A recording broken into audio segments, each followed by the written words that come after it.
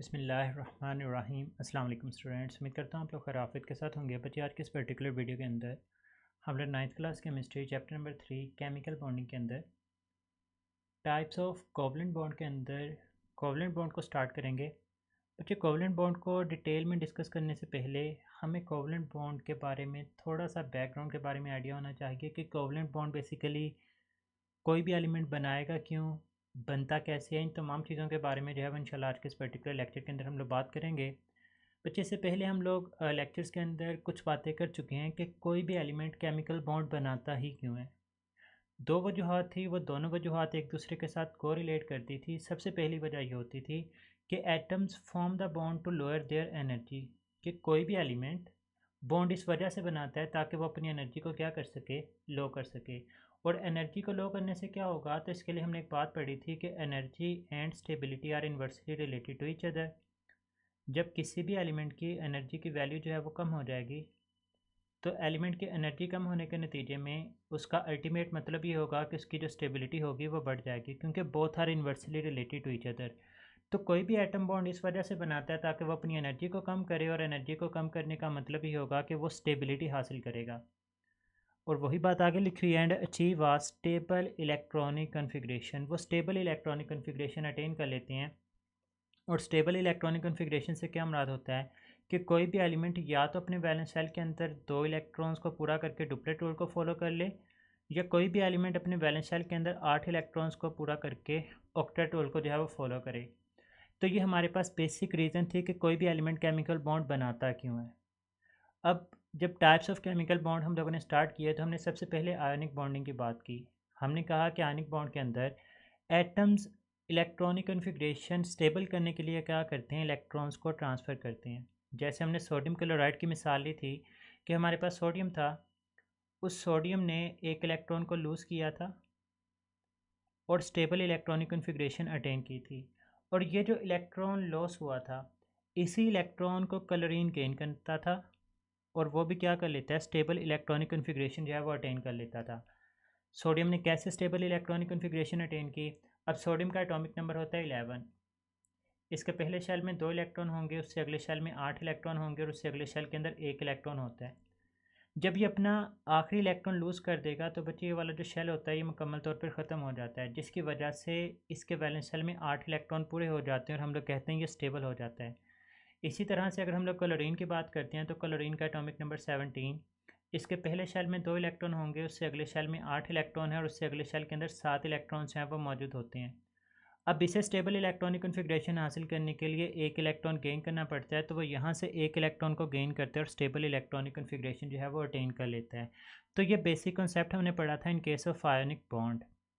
अब नेक्स्ट हमारा टॉपिक है कोवलेंट बॉन्ड। कोवलेंट बॉन्ड के अंदर क्या होगा, तो कहते हैं covalent bondings atom achieve the stability by mutually sharing electrons instead of transferring them.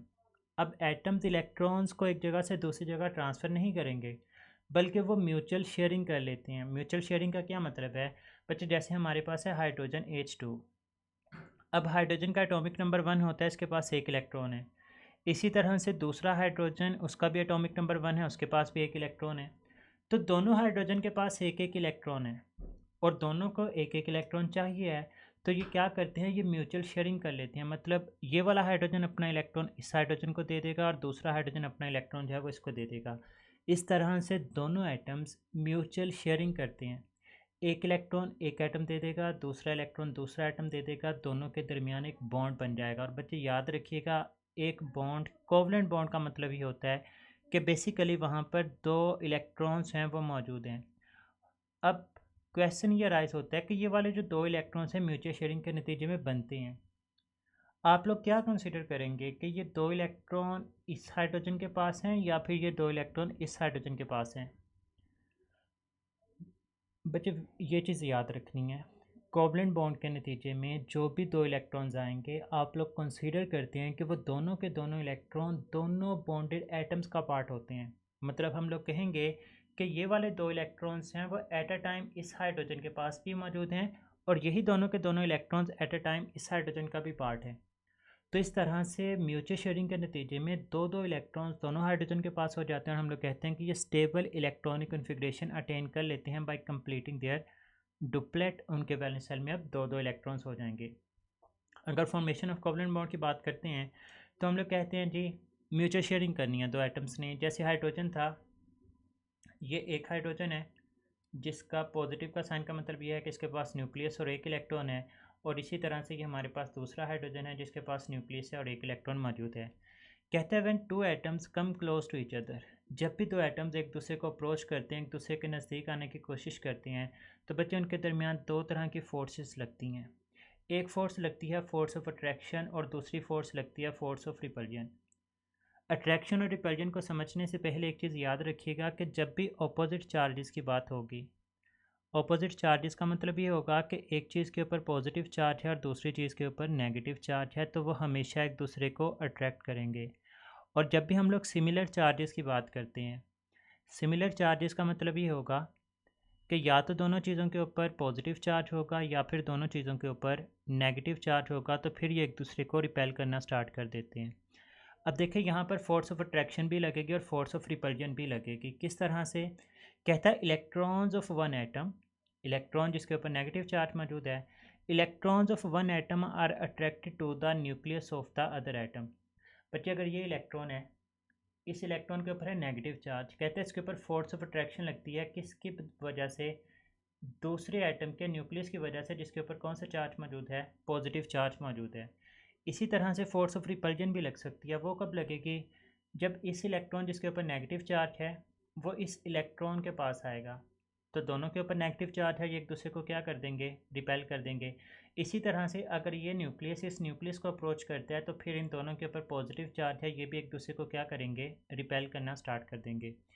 तो जब भी दो एटम्स एक दूसरे के नज़दीक आने की कोशिश करते हैं तो दोनों तरह की फोर्सेस ऑपरेट करती हैं। उनके दरमियान फोर्स ऑफ अट्रैक्शन भी लगेंगी, उनके दरमियान फोर्स ऑफ रिपल्जन भी लगेंगी। अट्रैक्शन बिटवीन न्यूक्लियस जिसके ऊपर पॉजिटिव चार्ज है एंड इलेक्ट्रॉन जिसके ऊपर नेगेटिव चार्ज है, और जो फोर्सेस ऑफ रिपल्जन है वो ऑपरेट करेंगी बिटवीन टू इलेक्ट्रॉन्स जिनके ऊपर दोनों पर नेगेटिव चार्ज होगा, या फिर बिटवीन टू न्यूक्लियस जिस केस में दोनों के ऊपर पॉजिटिव चार्ज है वो मौजूद होता है। कहते हैं द एटम्स, अब जारी बात है उन्होंने म्यूचुअल शेयरिंग करनी है तो एक दूसरे के नज़दीक आना है, और नज़दीक आने के लिए उनके दरमियान फोर्स ऑफ अट्रैक्शन ऑपरेट होनी चाहिए, फोर्स ऑफ रिपल्जन उनके दरमियान नहीं लगनी चाहिए। तो इसके लिए कहते हैं the atoms adjust their distance, वो एक दूसरे के नज़दीक तो आते हैं लेकिन इतना नज़दीक आते हैं कि सिर्फ़ और सिर्फ उनके दरमियान जो अट्रैक्टिव फोर्सेस हैं वो क्या कर जाएँ? डोमिनेट कर जाएँ, गालिब आ जाएँ। मतलब अट्रैक्टिव फोर्सेस हैं वो ज़्यादा उनके ऊपर ऑपरेट करना स्टार्ट कर देंगे as compared to the repulsive forces.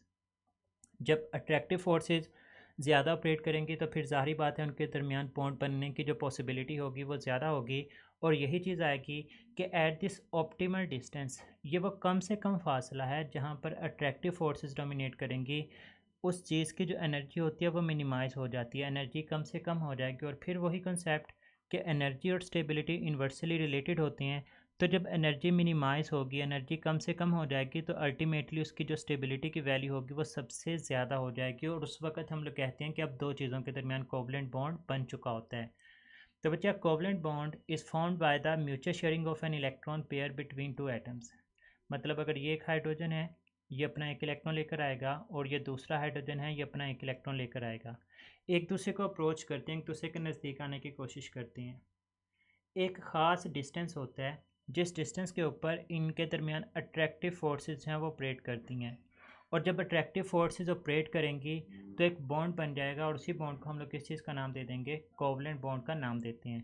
कहता है this shared electron pair is provided by both the atoms involve in the bond.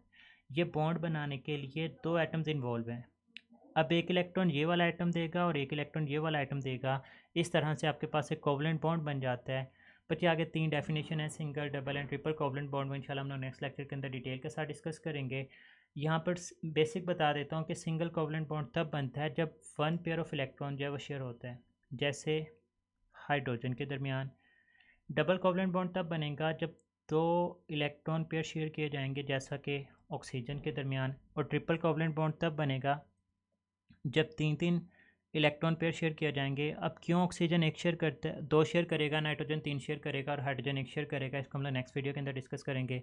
तब तक के लिए अपना बहुत सारा ख्याल रखिएगा, दुआ में याद रखना है। फ़ी अमानिल्लाह, अल्लाह हाफ़िज़।